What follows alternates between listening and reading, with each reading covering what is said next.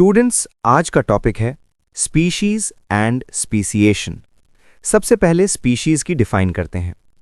A species is a group of organisms that can interbreed with each other and produce fertile offspring.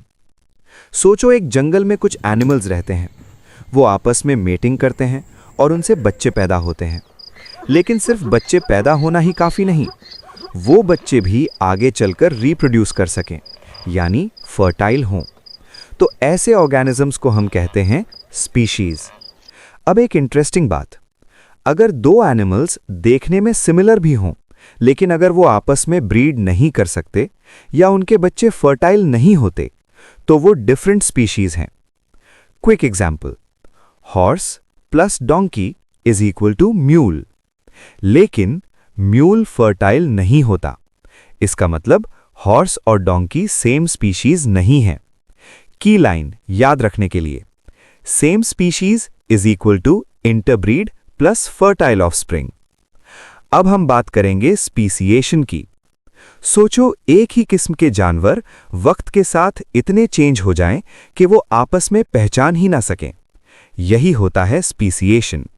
Speciation वो process है जिसमें एक ही species के organisms इतने change हो जाते हैं कि वो आपस में ब्रीड नहीं कर पाते और नई स्पीशीज बन जाती है। Types of speciation.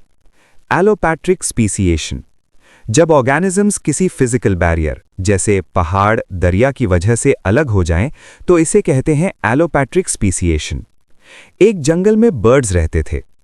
फिर एक दिन बीच में बड़ा पहाड़ आ गया। बर्ड्स दो ग्रुप्स में डिवाइड हो गए। दोनों ग्रुप्स अलग एनवायरनमेंट में रहने लगे। साल गुजरते गए। एक ग्रुप ठंडे एरिया के मुताबिक स्ट्रॉन्ग विंग्स डेवलप कर गया। दूसरा ग्रुप गर्म एरिया के मुताबिक चेंज हो गया।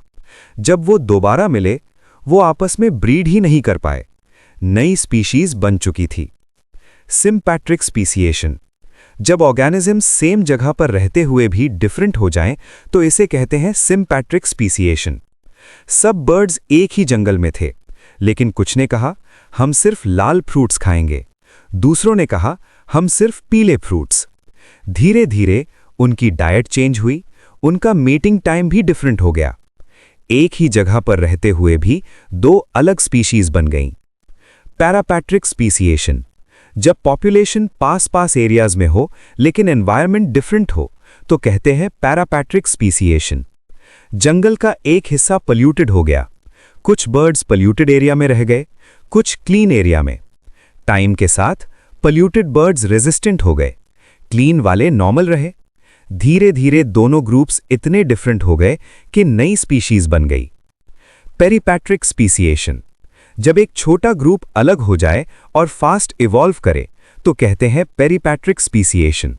कुछ बर्ड्स उड़कर एक आइलैंड पर चले गए। छोटी पॉपुलेशन थी, चेंजेस बहुत तेजी से आए। कुछ ही अरसे में उनका साइज, कलर, बिहेवियर चेंज हो गया। वो बिल्कुल नई स्पीशीज बन गए। याद रखो formula, isolation plus time plus changes is equal to new species. अगर ऑर्गेनिजम्स अलग हो जाएं, टाइम के साथ चेंज हो जाएं और ब्रीड ना कर सकें, तो स्पीसिएशन हो जाती है। एक्सरसाइज में इसके दो क्वेश्चंस गिवन हैं। What type of speciation occurs when populations are geographically separated?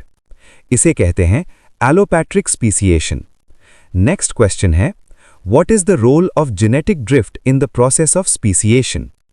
Answer: Genetic drift random changes होती हैं जीन्स में जो छोटी populations में जल्दी differences create करती हैं और speciation को fast कर देती हैं। सोचो, एक छोटा ग्रुप बर्ड्स का किसी आइलैंड पर चला जाता है। अब पॉपुलेशन बहुत छोटी है।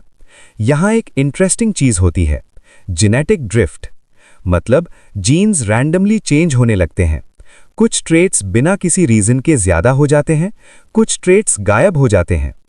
टाइम के साथ ये छोटा ग्रुप इतना डिफरेंट हो जाता है कि वो ओरिजिनल पॉपुलेशन से मैच ही नहीं करता, और जब वो दोबारा मिलते हैं, ब्रीड नहीं कर पाते।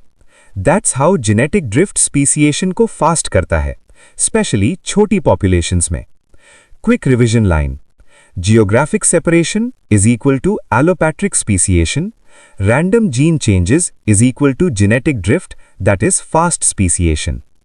अब इन क्वेश्चंस के आंसर्स टाइप कर दिए हैं। स्क्रीनशॉट्स ले लें।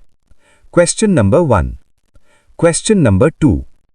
अगर आपको बायोलॉजी इसी तरह स्टोरी के साथ समझनी है तो बायोमाइंड्स को सब्सक्राइब जरूर करें।